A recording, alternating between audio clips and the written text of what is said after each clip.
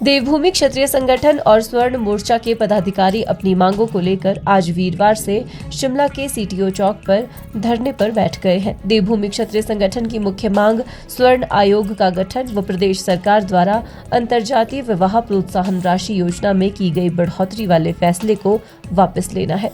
देवभूमि क्षत्रिय संगठन के अध्यक्ष रुमित सिंह ठाकुर ने मीडिया से बात करते हुए कहा कि स्वर्ण आयोग का गठन व अंतर्जातीय विवाह प्रोत्साहन राशि में बढ़ोतरी को लेकर 17 से 24 अप्रैल तक धरना प्रदर्शन किया जा रहा है।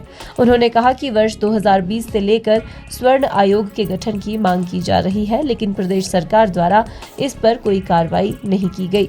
रुमित सिंह ठाकुर ने कहा कि पूर्व सरकार ने धोखे के अलावा देवभूमि क्षत्रिय संगठन को कुछ नहीं दिया और वर्तमान में सुक्खू सरकार ने भी उनकी मांग को दरकिनार कर दिया है। उन्होंने कहा कि प्रदेश का कर्मचारी वर्ग व वृद्धजन सड़कों पर है, लेकिन प्रदेश सरकार आंखें मूंद कर बैठी है। रुमित सिंह ठाकुर ने कहा कि बेटी हर बाप की पगड़ी और भाई का स्वाभिमान होती है। उन्होंने कहा कि सरकार अंतर्जातीय विवाह प्रोत्साहन राशि के नाम पर बेटी भगाने के लिए 2 लाख रुपए की फिरौती दे रही है, जिसका वे विरोध करते हैं। रुमित ठाकुर ने कहा कि जब और सभी वर्गों के लिए आयोग की स्थापना की गई है, तो केवल स्वर्णों के लिए ही आयोग की स्थापना क्यों नहीं की जाती। उन्होंने कहा कि स्वर्ण समाज के बच्चे आरक्षण की भेंट चढ़ रहे हैं, लेकिन उनके बारे में कोई भी बात नहीं की जाती है। रुमित ने कहा कि वे अपनी 2 मांगों को लेकर अनशन पर बैठे हैं और 24 अप्रैल को सचिवालय का घेराव किया जाएगा। उन्होंने कहा कि अपनी मांगों को मनवाने के लिए वे हर तरह से निर्णायक लड़ाई लड़ने के लिए बाध्य है।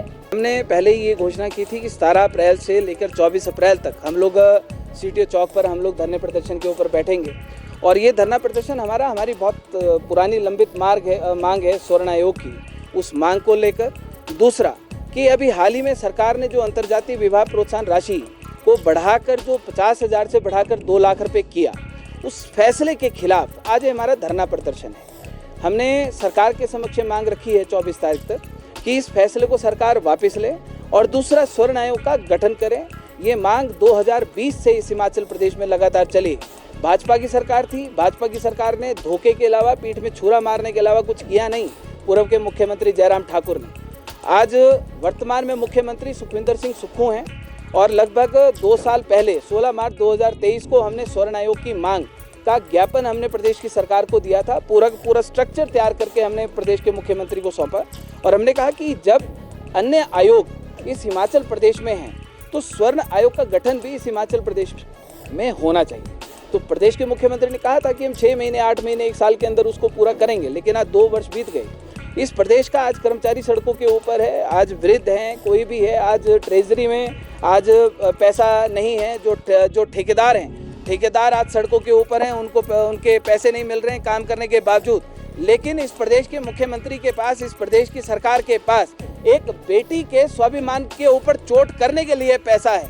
बेटी साहब किसी की भी हो, वो चाहे स्वर्ण समाज की हो, चाहे वो किसी भी वर्ग की हो, हिंदू की हो, मुसलमान की हो, बेटी किसी की नहीं भागनी चाहिए। बेटी हर बाप के सिर की पगड़ी होती है और बेटी हर भाई का एक स्वाभिमान होती है। और इस सरकार ने, प्रदेश के मुख्यमंत्री ने, जहां इस हिमाचल प्रदेश पर फाइनेंशियल क्राइसिस चरम सीमा पर है, वहीं पर बेटियों की बोली लगाते हुए उन्होंने वो 50,000 रुपये से लेकर 2 लाख रुपए की वो राशि कर दी। ऐसी सरकार को ऐसी क्या नौबत आ गई? मैं इस प्रदेश के मुख्यमंत्री से और सरकार से, इन 68 विधायकों मंत्रियों से मैं पूछना चाहता हूँ, आप जातिवाद करते हैं, आप छुआछूत की करते हैं। क्या किसी की बेटी के ऊपर इनाम रखकर आप जातिवाद या छुआछूत दूर कर लेंगे? वो खाई गहरी होगी कि वो खाई बढ़ेगी। और जो लोग इसके पक्षधर हैं कि हाँ जी 2 लाख रुपए होने चाहिए, मैं सुन रहा था कई लोगों को कि 2 लाख रुपए होने चाहिए, 2 लाख रुपए होने चाहिए, तो क्या अगर 2 लाख रुपए होने चाहिए फिर तुम इस बात के पक्षधर हो कि तुम्हारी बेटी भागनी चाहिए? और अगर तुम्हारी बेटी भागनी चाहिए तो तुम्हारे सर से फिर उस टाइम शर्म के मारे सर झुकने नहीं चाहिए, सड़क के ऊपर ढोल नगाड़े लेकर तुम लोगों को नाच करना चाहिए। हमने कहा, रुमित सिंह ठाकुर ये बात क्लियर कहता है, बेटी हर घर का, हर बाप की पगड़ी होती है, हर भाई का स्वाभिमान होता है। बेटी किसी की भी भागे सार, बेटी नहीं भागनी चाहिए। हर बाप का सपना है अपनी बेटी की डोली घर से विदा करे, हर माँ का सपना है, हर भाई का सपना है कि अपनी बहन की डोली को वो इज्जत के साथ विदा करे। ये प्रदेश की सरकार कौन होती है बेटी की बोली लगाने वाली? कई लोग बोल रहे थे बोली, अरे बोली है ये फिरौती है सरेआम एक बेटी को भगाने के लिए। इस देश में जब जानवरों के लिए आयोग है, जब इस देश में बच्चों के लिए आयोग है, महिलाओं के लिए आयोग है, अनुसूचित जाति आयोग है, अल्पसंख्यक आयोग है, 36 प्रकार के आयोग है, तो स्वर्ण आयोग बनाने में इस प्रदेश की सरकार को दिक्कत क्या है? क्या जब औरों के अधिकार है तो क्या हमारे अधिकार नहीं? क्या इस देश का संविधान 140 करोड़ लोगों के लिए नहीं है? अगर कोई लोग बोलते जी संविधान हमारा है, संविधान हमारा, क्या हमारा नहीं है? क्या हमारा इस देश का संविधान नहीं है? क्या इस देश का संविधान हम लोगों को अधिकार नहीं देता?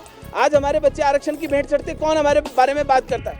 दूसरे पक्ष के लोग तो आ जाते हैं कि नहीं हमारे अधिकार कहाँ है साहब?